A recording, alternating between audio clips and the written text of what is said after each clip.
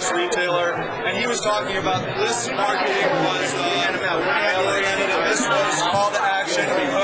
But he didn't, you know, he gave this whole cycle, this circle of marketing things, and he was trying to segment them all, being specific to particular kinds of marketing, but he couldn't really break it out that way.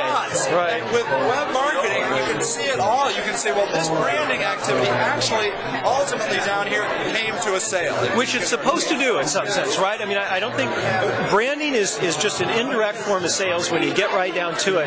And I think you're right. With websites, you can track that impact of the branding. You can see what's happening when you brought somebody out to your website and maybe all they did was download a white paper or look at one of your, you know, look at some piece of information or use a little mortgage calculator tool or whatever it is you're marketing to them.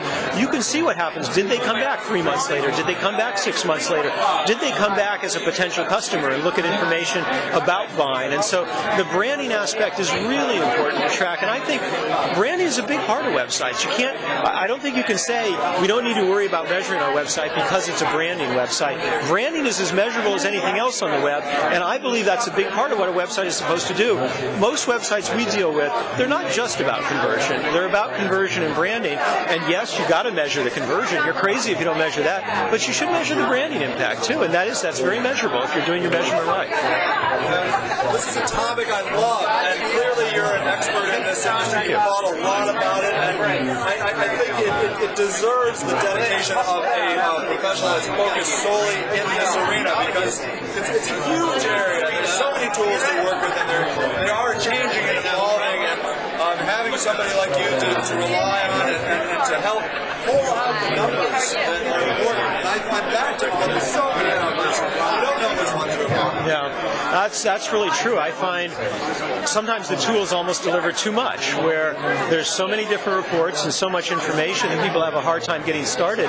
And I found increasingly in the last year, one of the biggest things we've been doing as a company is actually educating people. So we'll do classes or online classes or on-site classes where we'll actually come out and work with the people with whatever tool they happen to have and show them how to use that tool, not in a point-and-click sense, because I think most people can figure that out. Most people can figure out, you know, how do I get to this report and what pull-downs do I need to do? But what we find the hardest part of doing web measurement is, okay, I've got this tool, how do I start using it to really tackle my business problems? And that's typically what we'll do in classes. We'll come out with you, we'll talk with you a little bit about your business, and then we'll sort of work you through using the tool to understand how customers are behaving on your site, specific to the problems you talk to us about, and then sometimes even providing sort of backup phone support where, you know, if we spend a day with you on site and you're looking at your tool and you're saying, I just don't understand this particular number, why is it coming up this way, or am I doing something wrong, or is my setup wrong, you can just call us up, and you know, it's just a one-off kind of thing where we'll solve that particular problem for you and come back. And I find that you know, with web measurement, you know, we engage with some people on a heavy-duty basis where we're there all the time, and we are their analytic and measurement department, and we're doing everything for them.